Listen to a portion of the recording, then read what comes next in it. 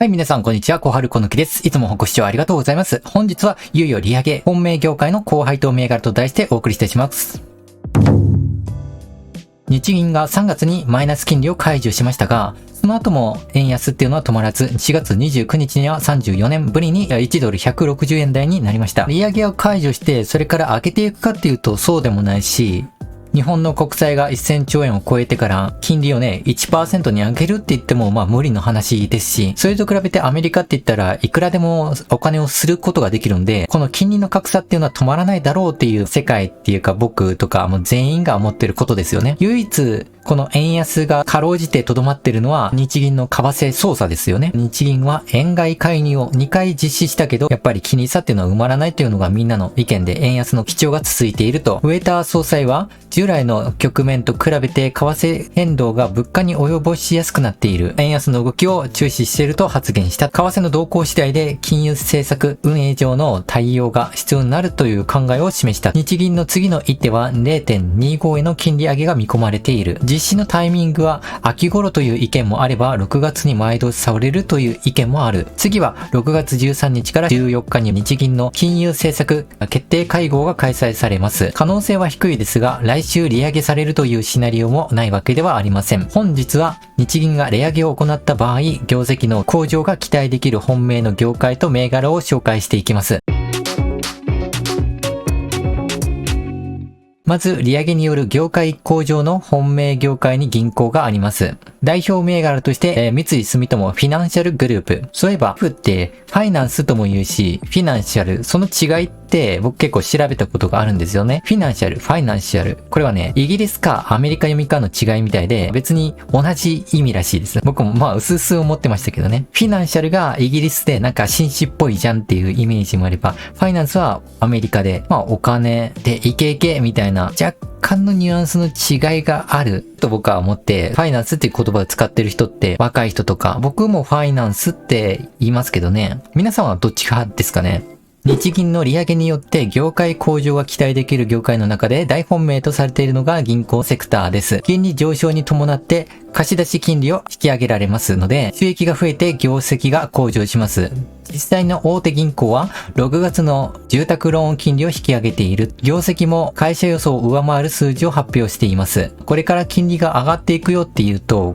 家を建てる、借りる、不動産に関しても早く建てないとどんどん金利が上がっていくので、その不動産の需要っていうのを前倒しして、早く安い金利を確保したいわけなんですよね。だから資金っていうのは、資金繰りっていうのか、それは早くなるはずだ。それでお金をたくさん貸し出す銀行は儲かるのではという意見なんでしょうね。2023年決算では連結業務利益が1兆5602億円、純利益が9629億円でした。続く2024年は純利益で1兆600億円とさらに増益を目指しています。そして大きなインパクトを与えたのが配当金です。2023年は270円、2025年3月期は60円増配の330円の予想が発表されました。決算資料では5年後に目指す姿として、5位 9% 程度1兆円を大きく超えるボトムライン利益という発表がありました。2025年で純利益1兆1000億円台半ばとなっています。同社は累進配当かつ配当成功 40% の方針です。そのため最高益の更新が続けば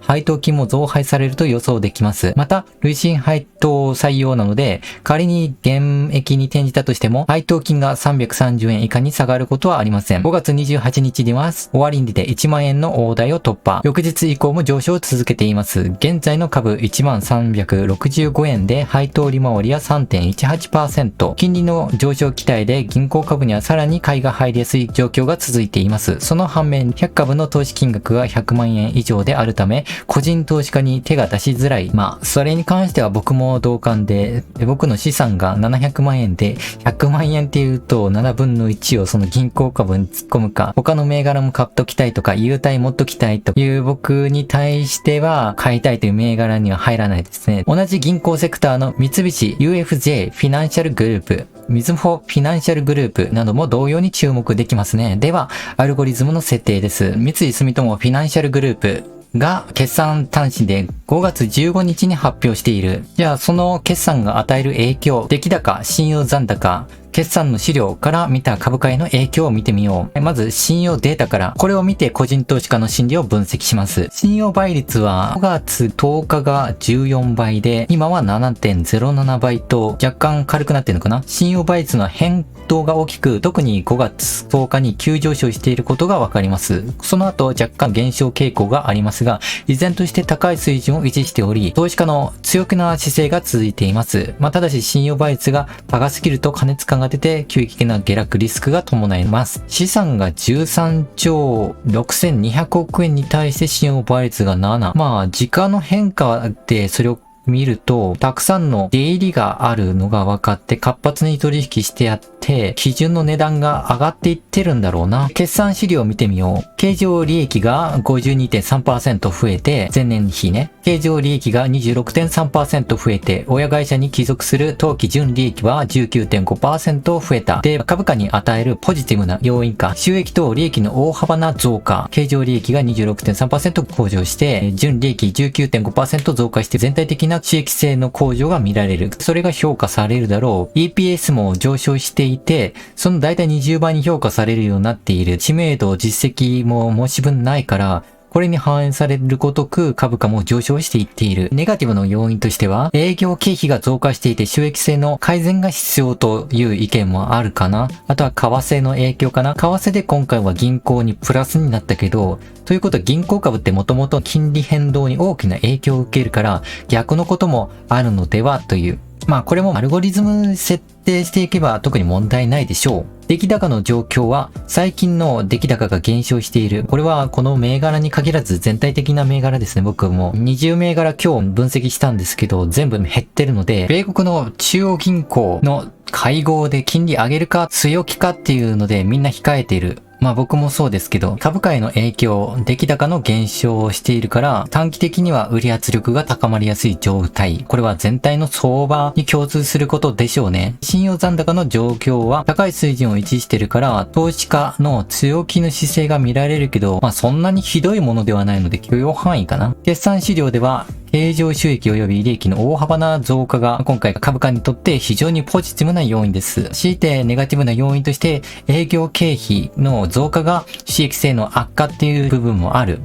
でも結局利益が出てればいいかなっていう側面と文化があるから全体的には収益性の向上が評価されるポイント。中長期的に株価の上昇というのは期待されます。まとめると短期的な影響として出来高の減少と高い信用倍率から売り圧力が高まって株価が下がりやすい状況なのかなと。中長期の影響としては決算資料のポジティブな内容から株価の上昇が期待される EPS とか株価の指標っていうのが割安になるからそれに伴って上がっていく。普通反映されないような銘柄もあるけど、この場合は時価総額が13兆6200億円あるし、三井住友フィナンシャルグループって言ったら大企業中の大企業だから、反映されないっていうことはまずないんだよね。特に株価に与える要因は、プラスになるのは収益の増加が株価にとって強力なサポートの要因となる。配当成功は 40% をちょっと下回るくらいだから、ギリギリでしょうね。あとは株価の上昇に対して PR っていうのはそんなに割安にはなってないから、僕だったら買わないかな。あとは現物しか今やってないし、資産が700万円ぐらいしかないと100万円は大きいよね。ミニ株で買うっていうんだったら全然それでもありですけど、僕の結論はこれってみんなこれから上がっていくんだろうなって徐々に上がっていって割安ではないで、心理的で言うともうみんなも上がっていくと思っている。金利の影響で上がって勝ち馬に乗るって言ったらいいでしょうけど、銀行株っていうのが僕は好きじゃないっていうのと、配当利回りも下落していて PR の割安度っていうのも割安度は感じないし、配当が高くて別に持っててもいいでしょうけど、これから新規参入すると面白くないかなって。だから買う以前のアルゴリズム以前の設定で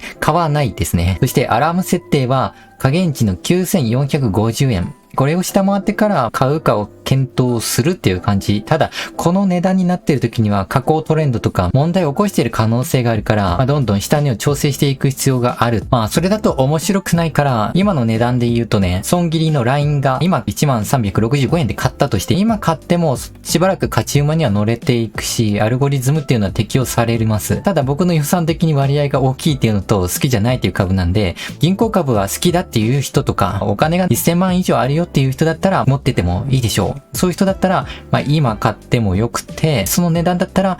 損切りのラインが9432円で、トレーディングの開始が1987円で、利益の確定が363円、ピークから下落して 3.3% 打ってもいいですね。もう一つの銘柄保険会社について紹介します。代表銘柄は、損保ホールディングス証券コード8630。金利が上昇することで、保険会社の営業収益も向上が期待できます。それはどうしてでしょうか？ 2023 年の業績は、修正連結利益が2910億円、過去最高の益を達成しています。2024年度は減益の予想ですが、利上げが決定した場合は、増益になると予想されます。それはどうしてでしょうか？増益は2023年で100円、2020年度は112円予想となりました。株価は3433円。配当利回りは 3.26% となっています。さらに政府保有株の売却益の 50% を自社株会議や配当金で株主還元する方針を公表しています。同じく保険セクターの MS&AD インシュアランスグループホールディングス証券コード8725東京海上ホールディングス証券コード8766などもおすすめ注目ですね。それではアルゴリズムです。5月20日に出された決算単身。これを元に分析してみましょう。まず信用取引のデータ。5月20日に出されて2週間分のデータがある。その変化。今までは倍率が 1.29 倍から24、31、5月31日になると3倍、4倍になっている。だからこれから大きく変動したんだね。5月10日、17日ぐらいだったら非常に低い倍率だったんだけど、決算の発表後に急激に上昇していることから、投資家の心理が、再び強気に変わっていることが見受けられます。決算の概要は、前年同期比 9% 増で、経常利益が885.8% 増えてる。よくわからないな。なぜそんな数字になったんだ？大幅増益。ポジティブな要因としては、収益と利益の大幅な増加。特に純利益の増加が顕著。海外事業の成長が要因かな。そっか、前年比べるっていうよりは成長してるのか。新しく取り組み始めたから前年度の儲けが比較にならないのかもしれないね。その期待からもっともっとこのスピードだったらもっと上がるのではと思って今の株価になるんだね。ネガティブの原因としては特に顕著な要素っていうのは見られないけど、外部環境の変動リスクが依然として存在する。そりゃそうだろうね。要因としてはもうないでしょうね。だから株価がこれだけ上がったのか。出来高の状況としては、最近の出来高が減少している場合、これは資金の流出を表して、売り圧力が高まり、株価が下がりやすい状況。これも全体的にみんなこんなコメントなんですよね。株価への影響、信用残高の状況は比較的高い水準になってるから強気っていうのが見られる。それは株価のチャートを見てもわかるように、価格ボリュームバンド別に見てみると、上の方で買ってる人の方が多くなってきてるんだね。だから標準の値段が3400円とか今の値段が正当な値段ってみんな思い始めている。ただこれから入ろうとか買おうかなっていう人にとっては、すごく割高な株価のチャートに見えるから痛くないっていう感じなんだけど、僕を含めてどんな感じなんでしょう。決算資料の影響としては市場にプラス。ただし今の株価を見て急激な上昇見ると、もうすでに織り込まれているから、もう少し早かったらなぁと。だから結論としては短期的には下がりやすい相場のはずなんだけど、この損保ホールディングスに限っては直近出来高が上がっているから資金が逆に集まりやすいのかな。中長期的に今持っててもいいかもしれないけど、人の心理を分析してその差から儲ける手法とか、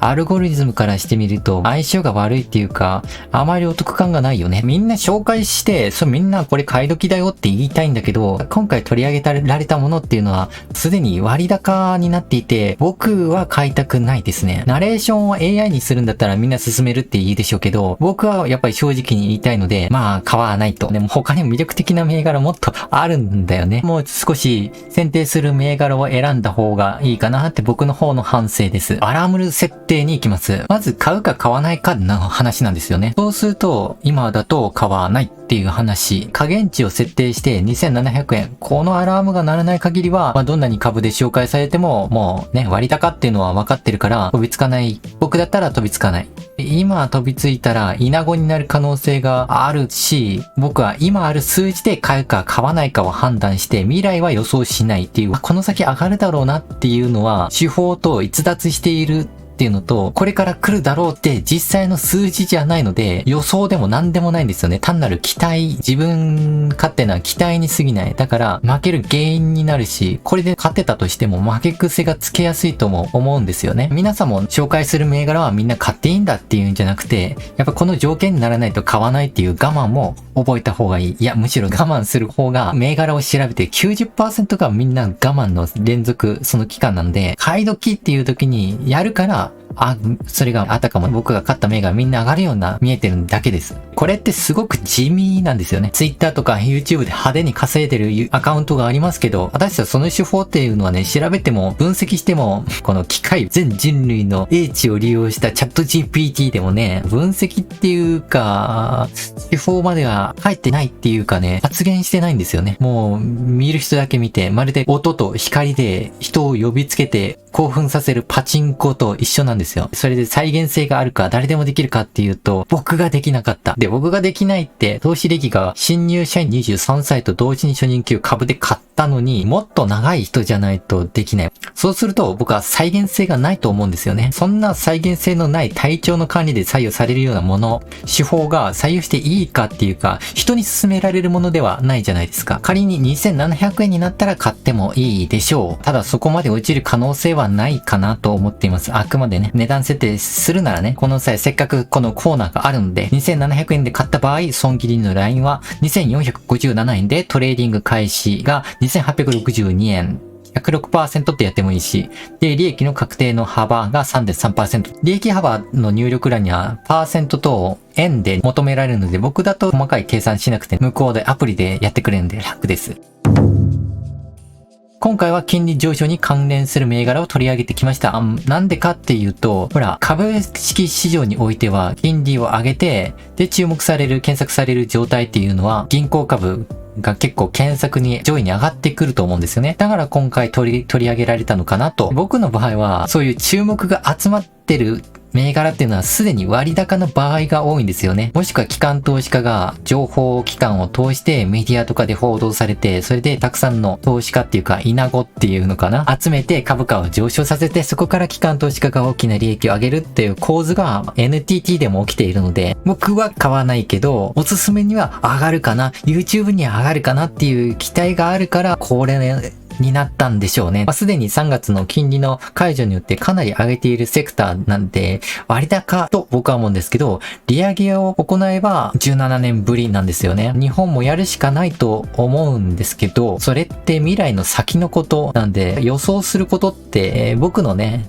人間の小さな脳の処理でできるのかっていう話。各々の利益、利害関係があって、環境とかね、コロナとか誰が予想できたでしょうかね。その期間が長い。長期では買いと僕は言ったけど、未来がどうなっているかっていうと、期間が長くなるほど予想はしづらくなってくる。ただでさえもね、明日は自分が何やってるかっていうのもわかんないのに、難しいのに、このインパクト相当大きいって考えられるんですよね。利上げをしたら。まあ実際するとは僕は思うけど、その時にはもうちょっと手遅れなのかな。買ってもいいけど、それよりもっと割安になってる配当金の高くて優待がある銘柄を買った方がいいのかなって思うし、かなりのものかな、その影響っていうのは、銀行株はね。もちろん利上げが悪影響とされるセクターがあるから、このニュースは特に注目したいですね。トヨタっていうのは今、車業界は不正で下がっているので、買い時ですよね。今買っちゃもちろんダメですけど、どんどんパニック売りで割安になっていってるから、すごいここはね、狙い時なんですよ。腕の見せ所。たとえ含み損を抱えている銘柄があったとしても、売却して自動車関係の銘柄を買い増していきたいところです。まあそんなにないけどね、損は。先進国で利上げが期待されるのは、日本ぐらいのもので、ユーロとかカナダはすでに利下げを実施。アメリカも年内の利下げは確実です。今までの金利差っていうのがありえない日本の低さだからね。驚きの低さ。金利が上がれば一般的には通貨は高くなるけど、この金利の差をみんなを見てるわけだから、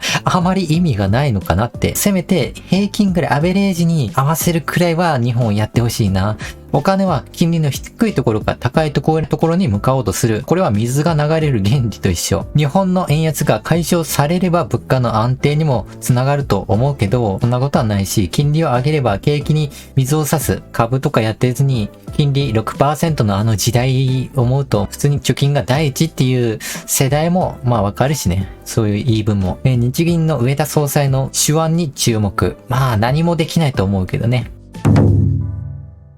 はい。では、今回の動画は以上になります。これからも投資に関する様々な情報を発信していきます。他にもアルゴリズムのここを知りたいよとか、あとはそうだな。今回は銘柄を紹介しておきながら、ここの値段以下にならないと買っちゃダメとか意識しちゃダメとか、そういう企画チャンネルってまずないじゃないですか。それ良かったよって言うんだったらコメント。あとは上がる銘柄だけ紹介してほしいって言うんだったらもうそれもコメント。で、チャンネル登録ぜひお願いします。登録すでにされているのが多いみたいけどね。また今回の動画が役に立った、参考になった、面白かったっていう方は高評価のボタン、そうだね、応援してほしいって言うんだったらボタンを押してくれると、あ、このチャンネル動画面白いんだって YouTube 運営が思っておすすめのサムネイルとしてたくさん表示されるのでご協力お願いします。それでは仕事も株式投資も何事も全力で頑張っていきましょう。それではありがとうございました。